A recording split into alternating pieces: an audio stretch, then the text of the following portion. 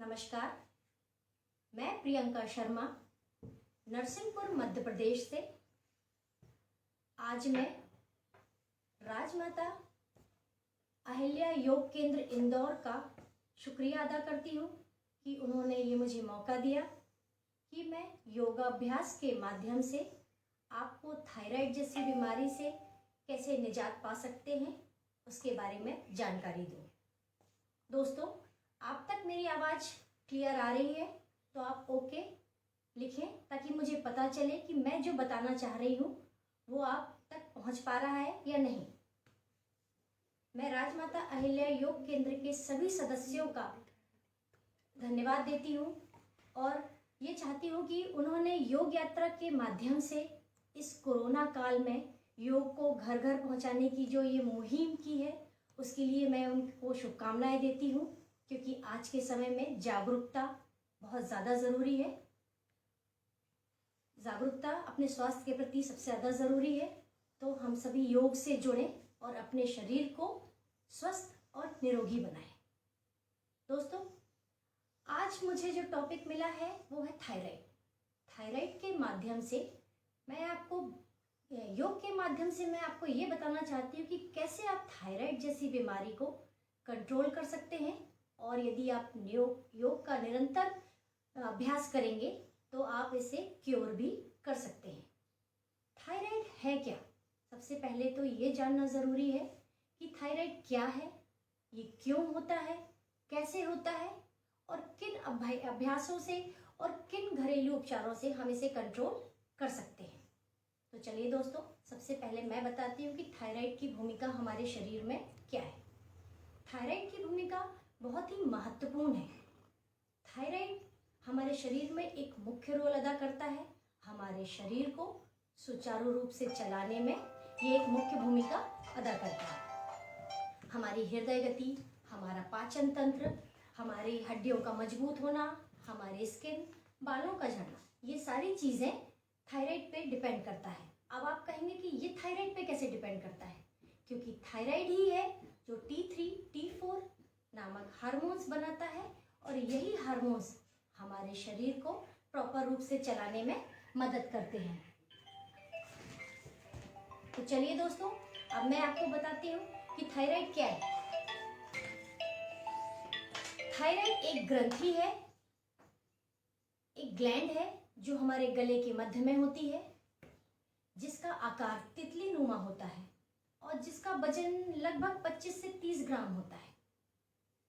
लेकिन थायराइड ही है जो हमारे शरीर के हार्मोन्स को अनबैलेंस करती है और हमारा शरीर सुचारू रूप से कार्य नहीं कर पाता।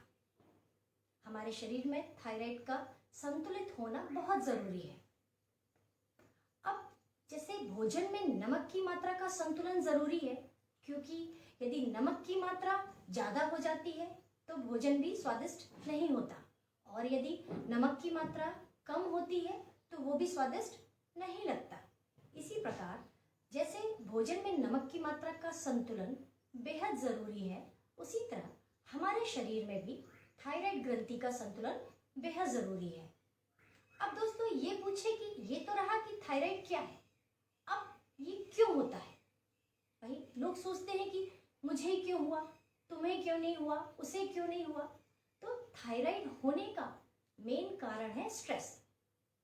आज के इस व्यस्ततम जीवन में जहाँ लोग अपने लिए समय नहीं निकाल पाते, वहाँ स्ट्रेस लेवल लोगों का बढ़ रहा है, हमारे हार्मोन्स डिसबैलेंस हो रहे हैं, जिसके कारण थायराइड ग्रंथि प्रभावित होती है।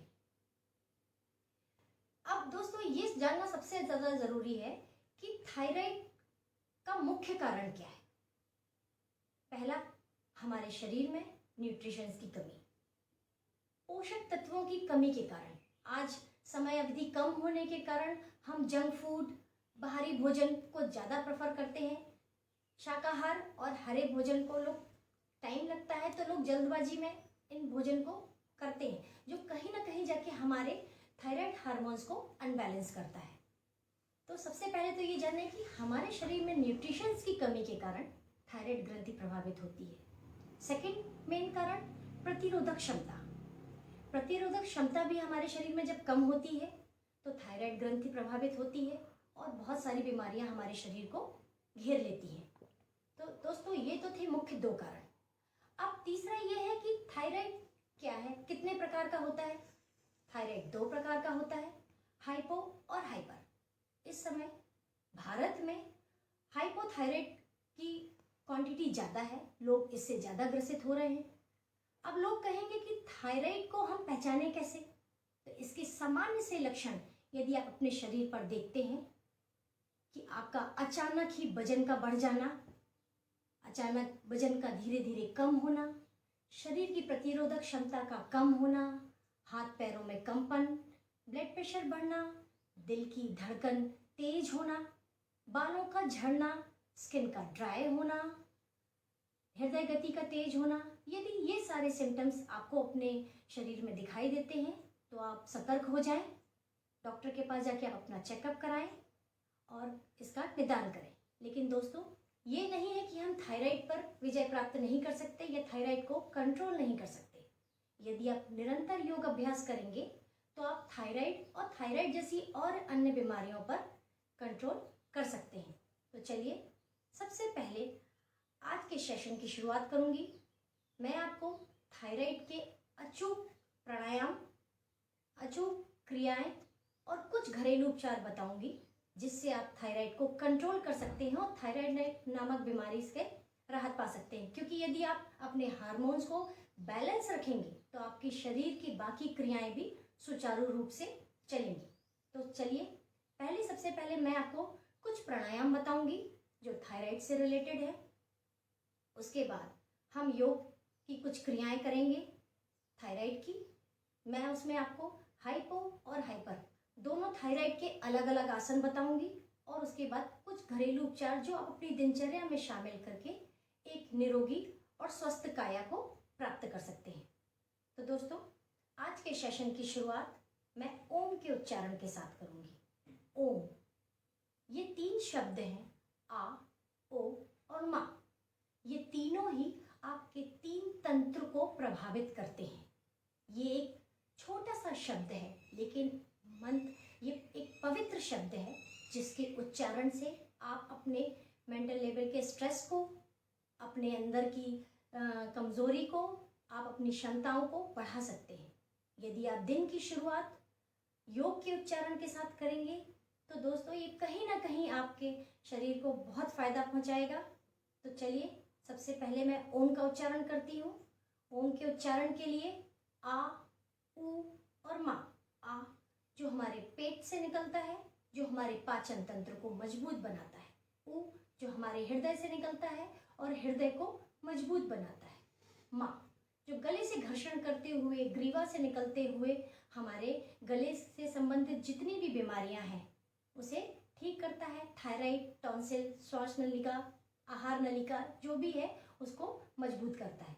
तो चलिए मैं ओम का उच्चारण करूंगी 3 बार। सुखासन में बैठ के चिन्ह मुद्रा लगाकर हम सीधे बैठेंगे, रीढ़ की हड्डी सीधी, गहरी सांस लेते हुए हम 3 बार ओम का उच्चारण करेंगे। तो चलिए दोस्तों आज के सेशन की शुरुआत मैं ओम के उच्चारण से शुरू करती हूँ। गहरी सांस लेंगे। ओ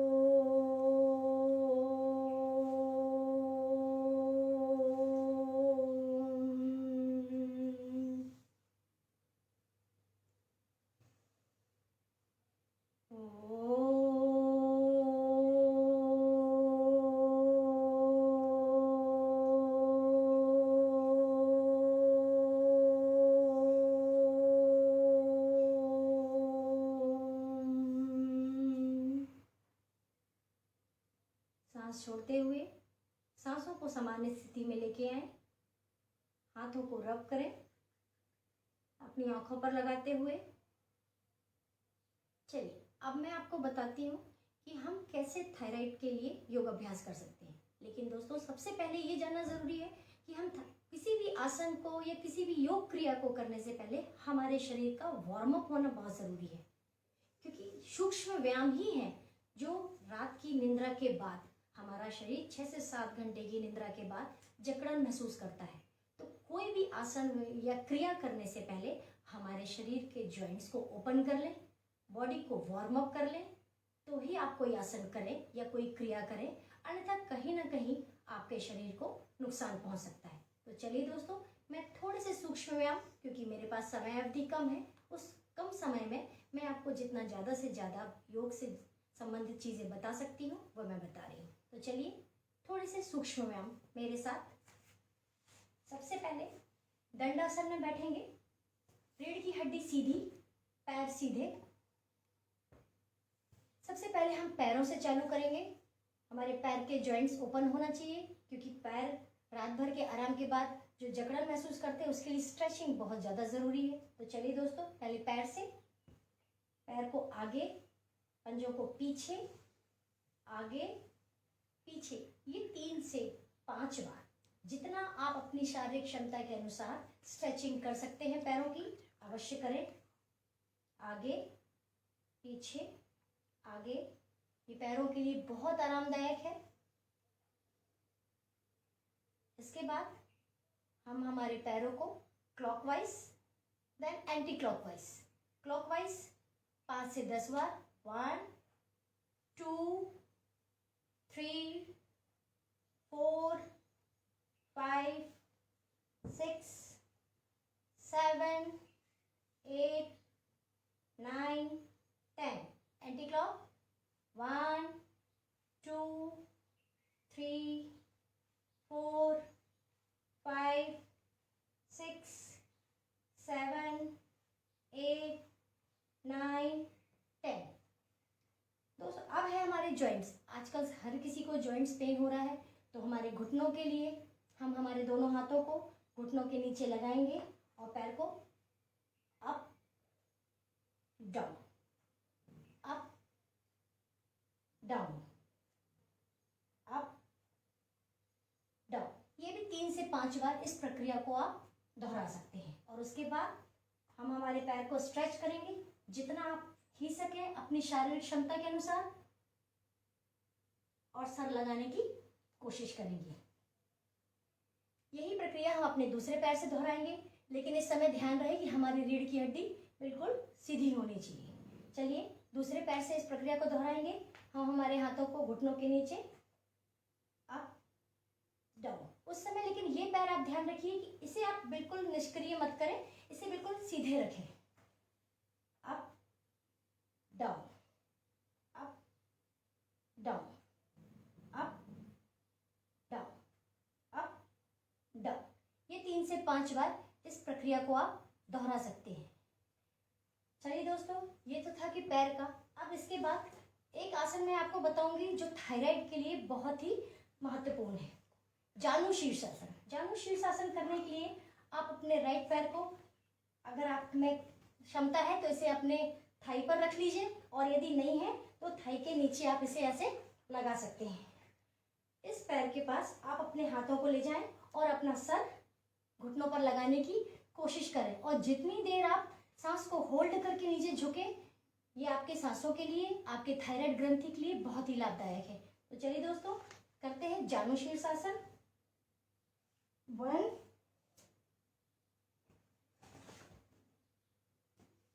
2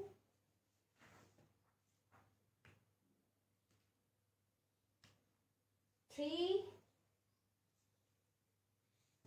जितना आसानी से आपका पैर, यदि पंजे को कवर कर पा रहा है तो बहुत अच्छा है, नहीं हो रहा है तो आप अपने पैरों को ऐसे पकड़ के भी प्रयास कर सकते हैं, क्योंकि योगा निरंतर अभ्यास करने से ही आपका शरीर फ्लेक्सिबल बनता है और आप अपनी बॉडी को अपने अकॉर्डिंग कंट्रोल कर सकते हैं। तो चलिए 3 4 5। यही प्रक्रिया हम हमारे दूसरे पैर से करेंगे। ये जानु शीर्षासन, ये आप आराम से भी नीचे बैठ के कर सकते हैं।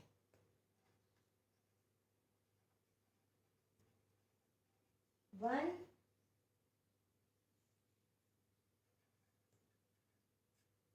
2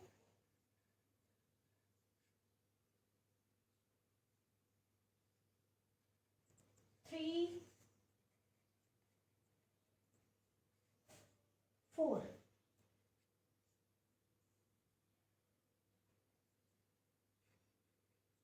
5। ये प्रक्रिया 5 से 10 बार आप आराम से नीचे बैठ के कर सकते हैं। ये जानु शीर्षासन है जो थायराइड के लिए बहुत ही महत्वपूर्ण है। अब दोस्तों हमने पैरों का स्ट्रेच कर लिया, थोड़ा सा हाथों के लिए, क्योंकि हाथों को भी मजबूत बनाना और उन्हें स्ट्रेच करना ज़्यादा ज़रूरी है। हम हमारी फिंगर्स को ओपन करेंगे 5 से 10 टाइम, बहुत धीरे धीरे, बिना झटके दिए, क्योंकि योग ही एक ऐसा है कि जिसे आप अपने शरीर के हिसाब से, अपने शरीर की फ्लेक्सिबिलिटी के हिसाब से आप इसे आसानी से कर सकते हैं। चलिए अब इसे क्लॉकवाइज 5 से 3 बार आसानी से, बिल्कुल हाथों को सीधा रखते हुए, फिर एंटी क्लॉकवाइज 5 से 10 बार। ये सिर्फ स्ट्रेचिंग है जो आपके शरीर को किसी भी आसन को करने के लिए तैयार करती है, तो ये बहुत ज़्यादा ज़रूरी है। चलिए दोस्तों, अब आता है ग्रीवा संचालन। हमने हमारे पैरों को तैयार कर लिया, हमने हमारे हाथों को तैयार कर लिया। अब हम अपने गले के सर का की एक्सरसाइज भी बहुत ज़्यादा ज़रूरी है। तो चलिए ग्रीवा संचालन बहुत ही आसानी से, धीरे धीरे, आप कहीं पर भी बैठ के, जो लोग नीचे नहीं बैठ पा रहे हैं वो पलंग पर, कुर्सी पर बैठकर भी इस आसन को कर सकते हैं। तो चलिए ग्रीवा संचालन बहुत धीरे धीरे, रीढ़ की हड्डी सीधी रखते हुए हम हमारे गर्दन को स्लोली स्लोली नीचे, डाउन डाउन डाउन,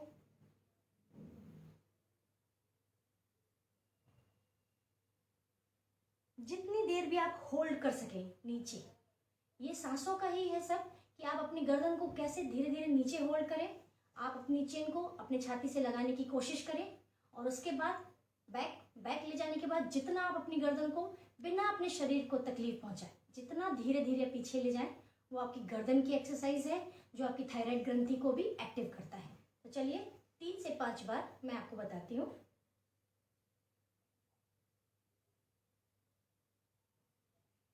स्लोली पीछे, बैक बैक बैक। ये देखिए, ये आपकी गर्दन में जितना स्ट्रेस होगा, महिलाओं की डबल चिन के लिए भी ये बहुत अच्छा है, क्योंकि आजकल लोग अपनी खूबसूरती का भी ध्यान रखते हैं। तो महिलाएं इस एक्सरसाइज को बिल्कुल करें। थायराइड से रिलेटेड लोग तो करें ही, महिलाएं जरूर करें, क्योंकि ये आपकी डबल चिन को भी दूर करेगा। तो जितना आप अपनी गर्दन को पीछे कर सकते हैं, पीछे, बिना तकलीफ और बिना दर्द दिए। डाउन डाउन,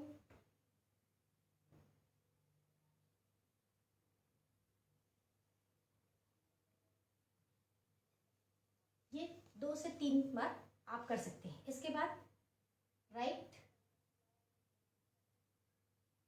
लेफ्ट, बहुत धीरे से, गर्दन को जर्क दिए बिना, राइट लेफ्ट। अब इसके बाद ग्रीवा संचालन, हम हमारी गर्दन को पूरा क्लॉकवाइज घुमाएंगे, 5 टाइम क्लॉकवाइज और 5 टाइम एंटी क्लॉकवाइज।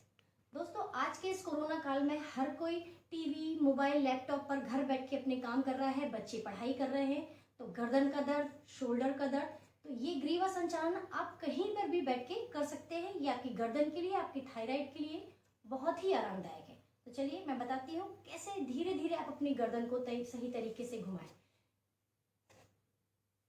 5 बार घुमाएंगे क्लॉकवाइज और 5 बार एंटी क्लॉक। 1, बहुत धीरे धीरे धीरे, 2, 3,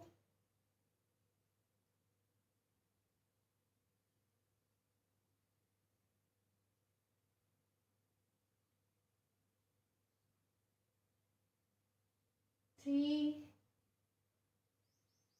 दोस्तों बिल्कुल आराम से आप अपनी गर्दन को बिना तकलीफ बिना दर्द पहुंचाए, जितनी आपकी शारीरिक क्षमता है उसके हिसाब से आप धीरे धीरे ये आसन कहीं पर भी बैठ के कर सकते हैं।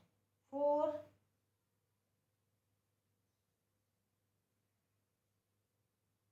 5। ये सारे थे सूक्ष्म व्यायाम जो हमारे शरीर को क्रियाशील बनाते हैं योग क्रिया को करने के लिए। अब दोस्तों मैं आपको कुछ प्राणायाम बताऊंगी जो कॉमन है, जो हाइपो और हाइपर वाले दोनों कर सकते हैं।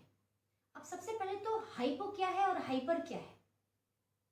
हाइपोथायराइड में हमारा मेटाबॉलिज्म कम होता है और हमारा शरीर का फैट बढ़ता है, हेल्थ बढ़ने लगती है, शरीर का तापमान गिरता है, पीड़ित व्यक्ति को ठंड लगती है, ये कहलाता है हाइपोथायराइड में।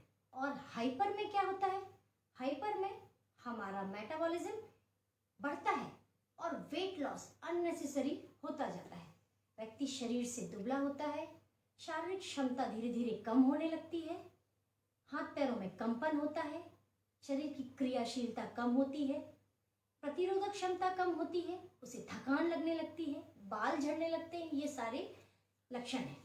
तो चलिए सबसे पहले मैं कुछ प्राणायाम बताती हूँ जो दोनों कॉमन है, हाइपर और हाइपो दोनों वाले कर सकते हैं। उसके बाद मैं हाइपर वालों के लिए अलग आसन और हाइपो वालों के लिए अलग आसन बताऊंगी। चलिए दोस्तों पहले प्राणायाम करते हैं। रीढ़ की हड्डी सीधी, चिन्ह मुद्रा लगाकर हम बैठेंगे।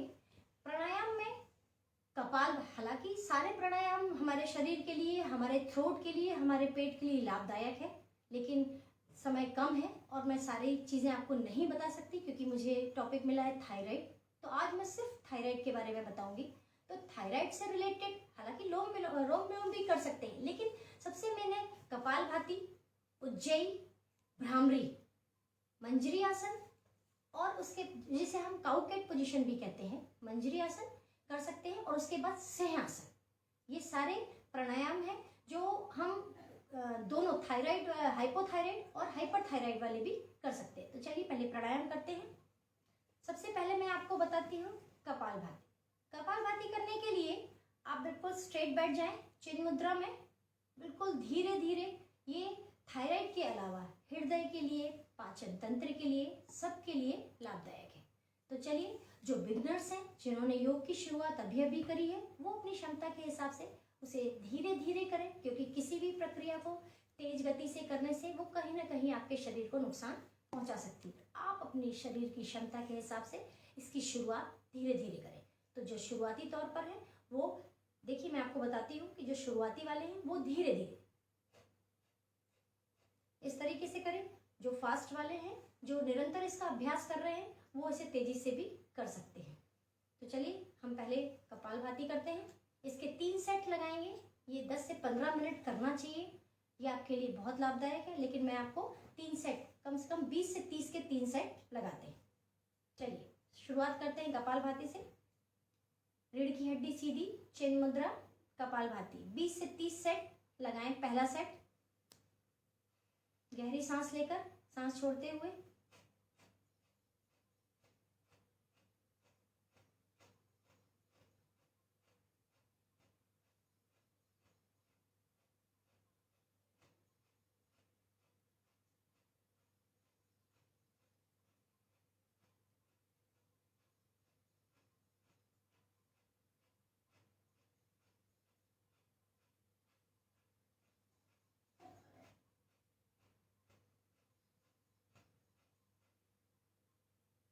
गहरी सांस लें, सांसों को सामान्य स्थिति में लाएं।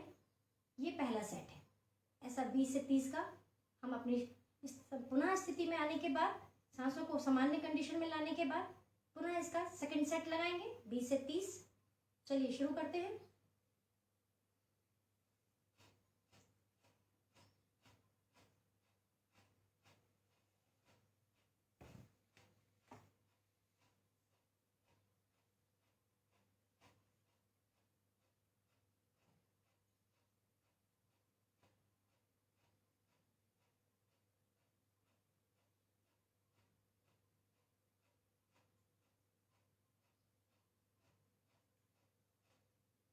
सांस लेते हुए, गहरी सांस छोड़ते हुए सांसों को सामान्य स्थिति में लाएं, शरीर को शिथिल छोड़ें। उसके बाद पुनः हम तीसरा सेट लगाएंगे, 20 से 30 का तीसरा सेट।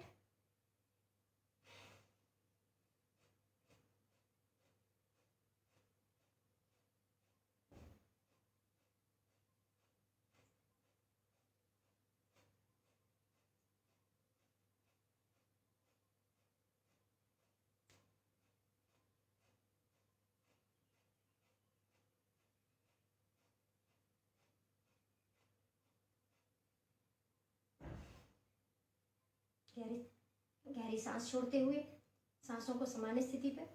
ये प्राणायाम हमारे हृदय के लिए, हमारे पाचन तंत्र के लिए, हमारे शरीर के लिए, हमारे फेफड़ों के लिए और महिलाओं की सुंदरता के लिए बेहद ज़रूरी है, क्योंकि आजकल महिलाएं सुंदरता के लिए ना जाने कितने महंगे प्रोडक्ट लगा रही हैं। यदि आप ये कपालभाति करेंगे, आपके फेफड़ों में शुद्ध हवा जाएगी, आपकी हवा, आपके ऑक्सीजन आपके स्किन को और निखार पहुंचाती है। तो चलिए, ये कपालभाति योग से अपने शरीर को, अपनी खूबसूरती को, अपने मन को कैसे आप खूबसूरत बना सकते हैं, ये मैं आपको बता रही हूँ। कपालभाति। अब इसके बाद मैं करूँगी उज्जयी प्राणायाम, जो थायराइड के लिए बहुत ही ज़्यादा ज़रूरी है। रामबाण कहा जाता है। यदि आप इसके निरंतर अभ्यास करेंगे तो निश्चित रूप से आप थायराइड को कंट्रोल भी कर सकते हैं, और यदि आप लगातार इसका अभ्यास करेंगे तो थायराइड को आप क्योर भी कर सकते हैं। तो चलिए, उज्जयी प्राणायाम करने के लिए सबसे पहले हम हमारे गले को टाइट, जो कहते हैं ना आवाज़ निकालना, भौरे की गुंजन वाली आवाज़ निकालना है उज्जयी के लिए। तो गले को टाइट कर कर, जैसे कहते हैं ना मिक्सी चल रही है या गाड़ी, तो किसी को टीवी चैनल पर देखकर आप नहीं कि उनने आवाज़ निकाली, नहीं, आप अपनी बॉडी को, अपने थ्रोट को जितना टाइट कर सके, आपको फील होगा टाइट करना। जब आप निकालेंगे वो आवाज़ आपके गले से घर्षण करती हुई निकलेगी, उसका वाइब्रेशन आपके गले में आप महसूस कर सकते हैं। तो चलिए, मैं आपको उज्जयी बताती हूँ। और उसके बाद सांस को अंदर खींचते हुए गले को टाइट करते हुए आवाज निकालना है, और उसके बाद अपने सांसों को वहां पर होल्ड करना है, जितनी देर भी आप होल्ड कर सकते हैं, और उसके बाद बाएं नाक से आप उस सांस को छोड़ेंगे। तो चलिए दोस्तों, मैं आपको पहले एक बार करके बताती हूँ, उसके बाद आप मुझे देखें और उसके बाद पुनः उस क्रिया को दोहराएं। तो चलिए, सबसे पहले गहरी सांस खींचते हुए अंदर की तरफ,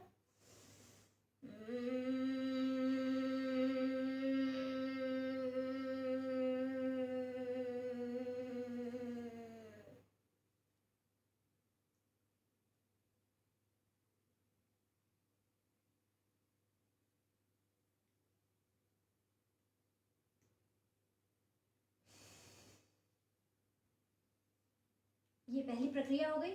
इसे करने के लिए आप सांस को अंदर करके अपनी क्षमता के हिसाब से जितनी देर आप होल्ड कर सकें, ये बहुत अच्छा है, क्योंकि ये गले से जो वाइब्रेशन निकलता है वो हमारी थायराइड ग्रंथि को इफेक्ट करता है। तो चलिए दोस्तों, 2 बार फिर मैं पुनः करती हूँ, आप मुझे देखकर करें, मुझे फॉलो करें।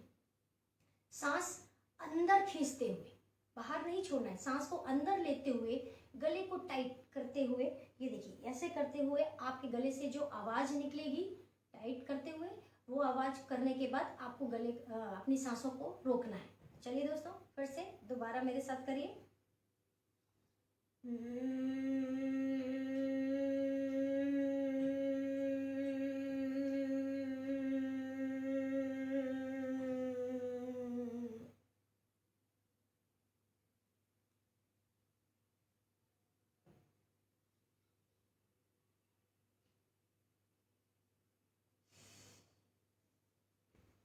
दूसरी बार, तीसरी बार, एक बार फिर मैं बताती हूँ। तीसरी बार, ये 3 से 5 बार आप इसका निरंतर अभ्यास जरूर करें। चलिए, तीसरी बार फिर एक बार उज्जयी प्राणायाम, सांसों को अंदर खींचते हुए। इसमें आपको खांसी भी आ सकती है, तो कोई परेशानी वाली बात नहीं, क्योंकि गले को हम टाइट करने की आदत नहीं है, तो आपको इसमें खांसी आना स्वाभाविक है। चलिए, तीसरी बार।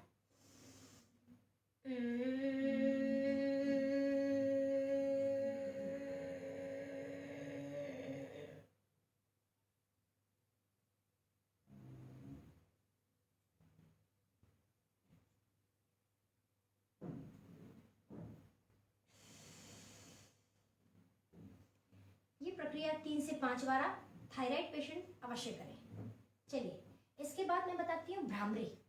भ्रामरी प्राणायाम करने के लिए, भ्रामरी से जैसे पता ही चलता है कि भौरे की आवाज़ जो हम अपने गले से निकालते हैं, इससे गले से संबंधित, नाक कान गले से संबंधित जो भी परेशानियां हैं उसका निदान होता है, वो भी हम उसे गले से निकालना है, भौरे की आवाज़। लेकिन उसके लिए सबसे पहले आप ये 3 फिंगर्स जो आपकी है, आप इसे आंखों पर रखेंगे। पर आप ये देखिए कि ये हमारा बहुत प्रीशियस पॉइंट है आंखों के आसपास, इसलिए इसे जोर से पुश ना करें। हमारे थंब को कानों के अंदर बंद नहीं करना है, कान के ये बाहर जो ये हड्डी निकली हुई है इसे पुश करते हुए कान को बंद करना है। हम हमारे तीनों फिंगर्स को आंखों पर रखेंगे, दबाएंगे नहीं, धीरे से आंखों पर सिर्फ रखेंगे। आपका जो मेन पॉइंट है, मेन फिंगर्स है, इनको आप आईब्रो के ऊपर जो आपका स्ट्रेस पॉइंट है, जिसको पुश करने के बाद आपको रिलैक्स फील होता है, उससे आपको इसे मसाज करना है। तो चलिए हम कर रहे हैं भ्रामरी। भ्रामरी करने के लिए आपके तीनों फिंगर्स आपकी आंखों के ऊपर, थंब कान की हड्डी को दबाते हुए अंदर, और जो मेन फिंगर्स है उसको प्रेशर पॉइंट को पुश करते हुए भौरे की गुंजन की आवाज गले से निकालना है। दोस्तों ये मैं 3 बार करूंगी।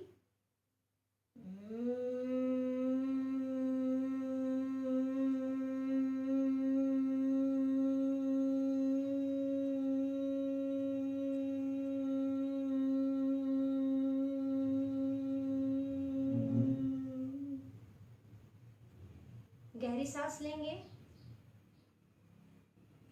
फिर इस प्रक्रिया को पुनः दोहराएंगे।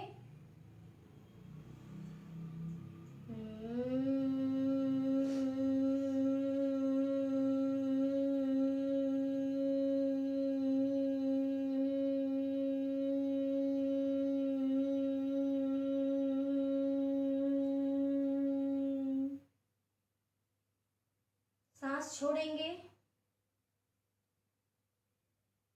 फिर इसके बाद एक बार और गहरी सांस लेते हुए भौरे की गुंजन की आवाज।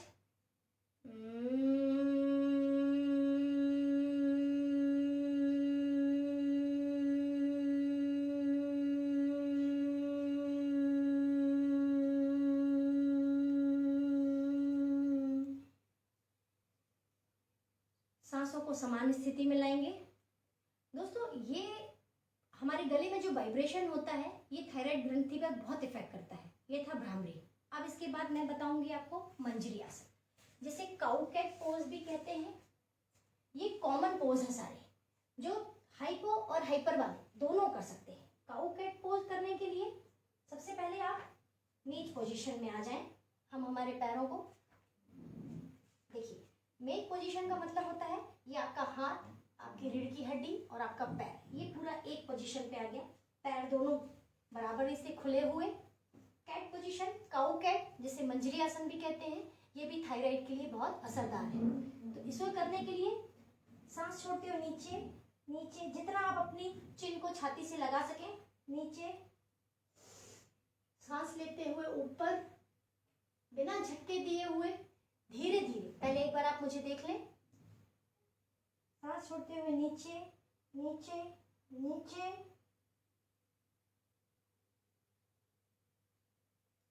सांस लेते हुए ऊपर,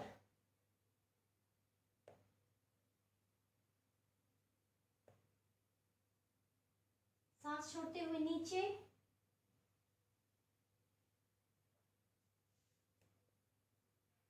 सांस लेते हुए पुनः ऊपर,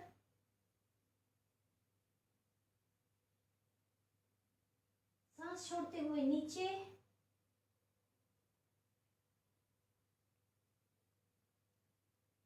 सांस लेते हुए ऊपर।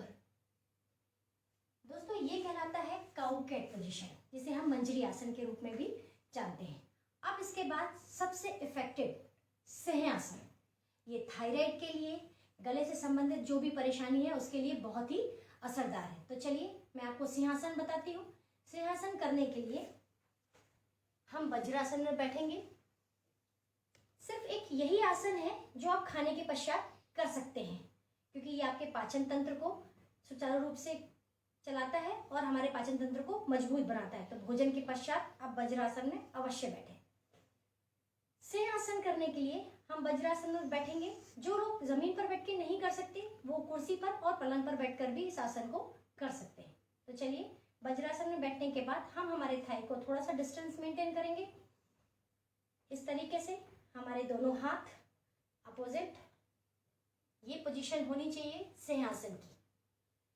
अब सबसे ज्यादा जरूरी है कि दहाड़ना तो है, क्योंकि सिंह का नाम ही है कि सिंह की गर्जना निकालना है हम हमारे गले से, लेकिन दहाड़ने का मतलब नहीं कि हम सिर्फ आवाज निकालें। आपको ये जानना जरूरी है कि करना क्या है उसके लिए। ये किया, जीभ आपकी पूरी बाहर होगी, आपकी आंखें सीलिंग की तरफ, आसमान की ओर होनी चाहिए। तो चलिए, सिंहासन ये भी हम 3 बार करेंगे। ये 3 बार आप करें तो आपको बेहद लाभ मिलेगा। तो चलिए दोस्तों, सबसे पहली बार सिंहासन करने के लिए पूरा मुंह खुला हुआ, जीभ बाहर, आंखें ऊपर। मैं जो हवा या आवाज निकालूंगी उसका घर्षण गले से होते हुए आएगा। ये बहुत ज्यादा जरूरी है, तो इसे पहले सही तरीके से देख लें। एक बार मैं करके बताती हूँ, उसके बाद आप मेरे साथ ये अवश्य करें। चलिए दोस्तों, पहले मैं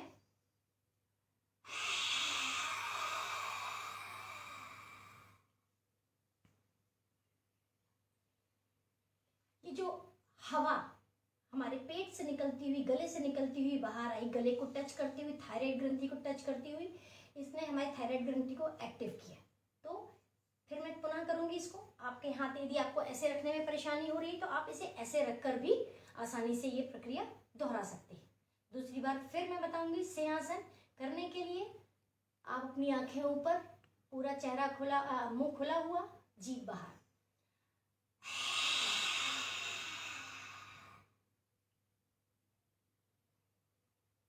एक बार फिर, 3 बार इसे अवश्य करें।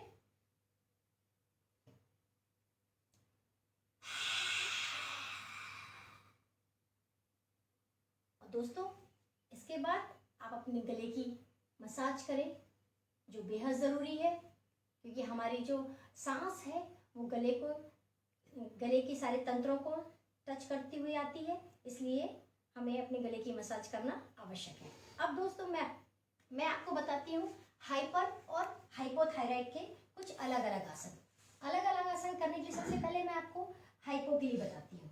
हाइपोथायराइड करने के लिए सबसे पहले होता है सेतुबंध आसन। कैसे करते हैं? हाइपो वाले पहले सेतुबंध करेंगे, उसके बाद सर्वांगासन, हलाहलासन मैं बताती हूँ आपको। विपरीत करणी आसन कैसे कर सकते हैं, तो चलिए सबसे पहले सेतुबंध आसन। सेतुबंध आसन करने के लिए आप पीठ के बल लेट जाएं,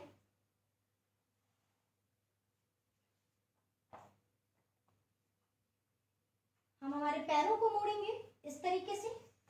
आपके जो हाथ हैं, बीच की फिंगर आपके हेल को टच होना चाहिए। ये देखिए, आप इसको टच करके देखिए, ये आपके हाथ इस फिंगर को टच होना चाहिए। ऐसा नहीं, ये मैं आपको इसलिए माप बता रही हूँ कि कई लोग अपने पैर बिल्कुल पास कर लेते हैं ऐसा, और कई बहुत दूर रहते हैं। सही पोजीशन क्या है? आपकी बीच की फिंगर आपके हेल को टच करना चाहिए। ये सेतुबंध के लिए सिंपल पोजीशन पे लेट जाएं आप, रिलैक्स, अपनी सांसों को नॉर्मल स्थिति में ले आए। अब सांस लेते हुए जितना आप ऊपर उठेंगे, अपने धड़ को ऊपर उठाएं और होल्ड करें। ये भी 3 बार करें। जितनी देर आप उस पोजीशन पे जाकर, लास्ट पोजीशन ये होती है कि आपका सीना आपकी ठुड्डी को टच करने लगता है। इस पोजीशन पे आके आप कितनी देर रुक सकते हैं? तो चलिए मैं आपको बताती हूँ। सेतुबंध आसन ये थायराइड के लिए बहुत ही कारगर है, हाइपो वालों के लिए। तो चलिए मेरे साथ करिए। पहले एक बार मुझे देख लीजिए, उसके बाद इस प्रक्रिया को पुनः दोहराएं। सेतुबंध आसन, धीरे धीरे अपने शरीर को ऊपर उठाएं, जितना ऊपर अपनी शारीरिक क्षमता के हिसाब से आप उठा सकते हैं। ये देखिए, ये आपकी चिन और छाती दोनों जुड़ गई। होल्ड करिए।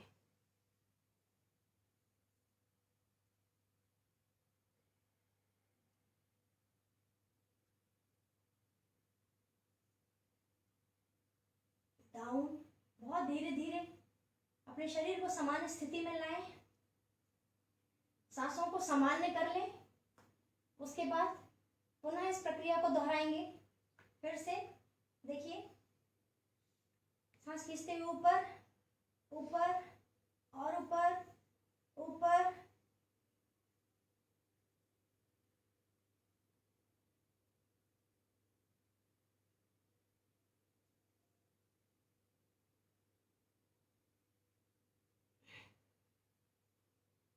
धीरे धीरे फिर सामान्य स्थिति में वापस अपनी सामान्य स्थिति में आ जाएंगे।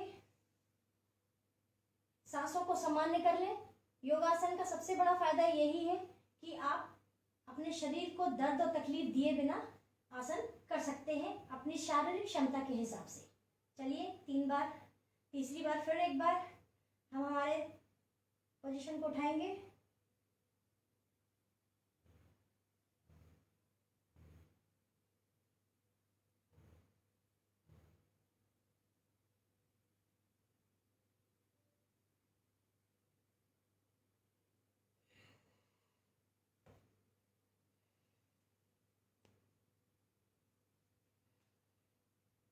पैरों को सामान्य स्थिति में ले आए। सांसों को सामान्य हो जाने दें। ये है दोस्तों सेतु बंद आसन। सेतु बंद आसन के बाद मैं आपको बताऊंगी सर्वांग आसन। सर्वांग आसन कैसे करते हैं? सर्वांग आसन करने के लिए फिर से आप लेटे। शीर्षासन जो लोग नहीं कर सकते वो सर्वांग आसन अवश्य करें, क्योंकि शीर्षासन तो वैसे भी सारे आसनों का राजा कहा जाता है, लेकिन जो लोग शीर्षासन नहीं कर सकते वो सर्वांग आसन अवश्य करें। देखिए अब मैं आपको सर्वांग आसन बताती हूँ। इसको करने का तरीका, सामान्य स्थिति में आप लेटें, पैरों को रोल करें। रोल करते हुए अपने हाथों से अपने कमर को सपोर्ट दें और ऊपर। जितनी देर आप यहां पर होल्ड कर सकते हैं अपने पैरों को, जैसे हमारे शरीर में सर से पैर तक ब्लड संचालन होता है, इसी तरह सर्वांगासन में पैर से सर तक ब्लड संचालन उल्टा चलता है। तो इससे हमारे ब्लड संचालन अच्छा होता है। शरीर के अंदर जो भी क्लॉटिंग होती है वो दूर होती है, क्योंकि ब्लड का संचालन सर से पैर तक और पैर से सर तक दोनों डायरेक्शन में होता है। तो इसको आप जितनी देर होल्ड कर सकें, सर्वांगासन।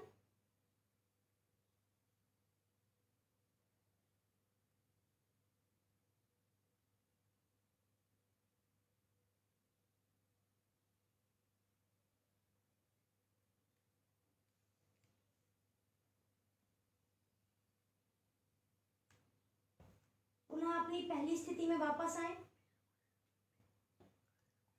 इसको फिर एक बार फिर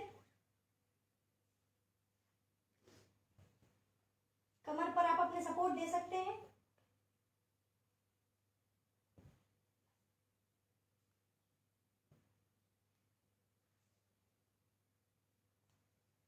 फिर वापस अपनी पहली स्थिति में,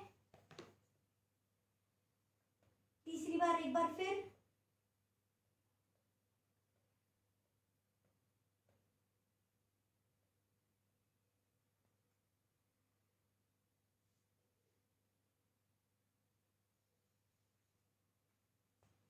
वापस अपनी स्थिति में आ जाए। ये सर्वांगासन।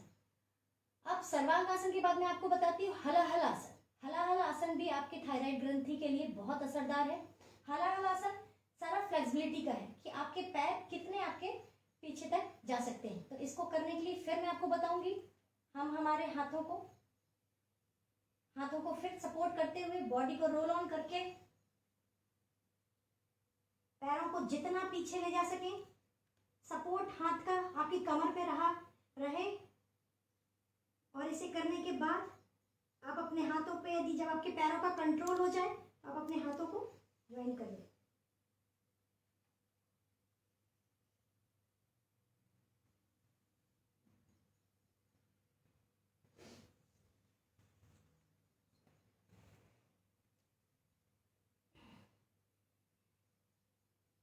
धीरे से सामान्य स्थिति में आ जाए। ये है हलाहल आसन। अब जो लोग हलाहल नहीं कर सकते वो विपरीत करनी आसन करने के लिए, जो आप हलाहल या सर्वांग आसन नहीं कर सकते वो विपरीत करनी आसन भी कर सकते हैं। उसे करने के लिए वही अपने हाथ को सपोर्ट देते हुए पैरों को रोल ऑन करें। बस इसके लिए आप, यदि आपके पैर स्ट्रेट नहीं जा रहे हैं तो आप सिंपल ये पोजीशन पर भी अपने पैरों को ला सकते हैं। ये निरंतर अभ्यास यदि आप करते रहेंगे तो इसका लाभ आपको अवश्य मिलेगा। ये विपरीत करनी आसन, ये अवश्य करें। जितनी देर आप अपने शरीर को होल्ड कर सकें, सांसों को होल्ड करें, वो आपके लिए उतना लाभदायक है। पुनः अपनी पहली स्थिति में आ जाए। और जो लोग सर्वांगासन भी नहीं कर पा रहे, हलाहलासन भी नहीं कर पा रहे हैं, विपरीत करनी भी नहीं कर पा रहे हैं, तो वो सिंपल अपने पैरों को किसी वॉल की मदद से 90 डिग्री का सपोर्ट देते हुए इस पोजीशन पे होल्ड करें। ये बहुत आरामदायक है महिलाओं के लिए, पुरुषों के लिए जो दिन भर खड़े रहते हैं उनके लिए। आप 90 डिग्री अपने पैर को वॉल की सपोर्ट से जितनी देर आप ऐसे रोक सकें वो थायराइड के लिए बहुत अच्छा है, पैरों के लिए बहुत अच्छा है।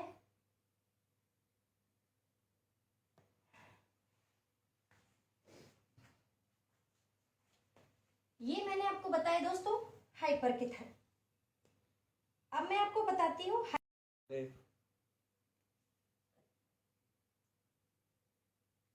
चलिए दोस्तों, अब मैं आपको बताती हूँ हाइपर से रिलेटेड थायराइड के आसन। हाइपर से रिलेटेड जो आसन है वो क्या करना है, सबसे पहले अर्धचंद्रासन।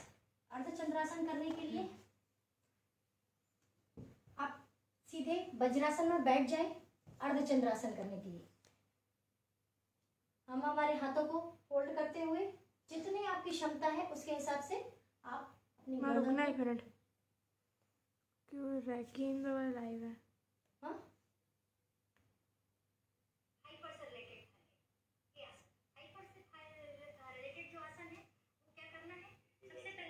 अर्धचंद्रासन आप जितना अपने शरीर को मूव कर सके, ये भी 3 बार अवश्य करें। इसके बाद पुनः ऐसे अर्धचंद्रासन,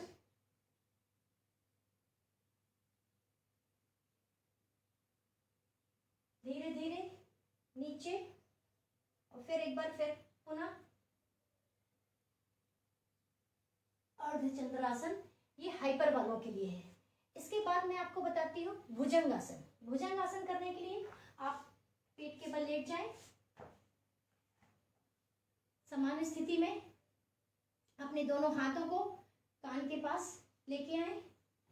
भुजंगासन करने के लिए दोस्तों जो बिगनर्स हैं, जो शुरुआती वाले हैं, वो धीरे से आप अपने शरीर को सिर्फ इतना मूव कर सकते हैं 3 से 5 बार।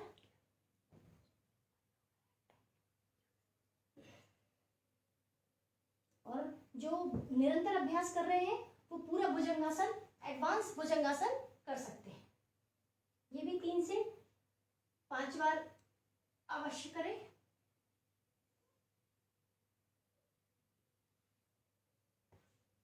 ये भुजंगासन आपके हाइपर थायराइड के लिए।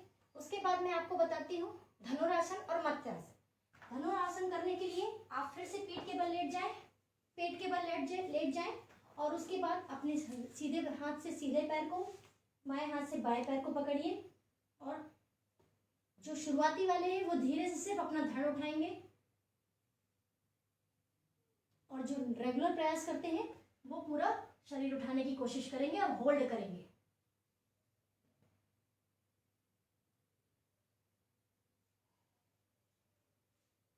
ये 2 से 3 बार आप अवश्य करें। ये आपकी थायराइड ग्रंथि के लिए और बाकी चीजों के लिए बहुत ही लाभदायक है। अब है मत्स्यासन। मत्स्यासन करने के लिए आप पीठ के बल लेट जाएं। लेटने के बाद आप हमारे दोनों हाथों को पैर के नीचे, थाई के नीचे ले जाएंगे, अपने धड़ को उठाएंगे और ले जाते हुए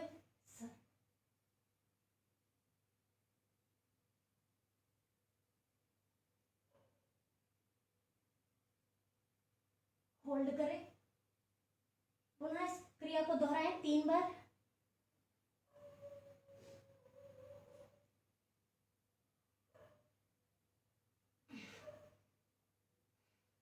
एक बार और।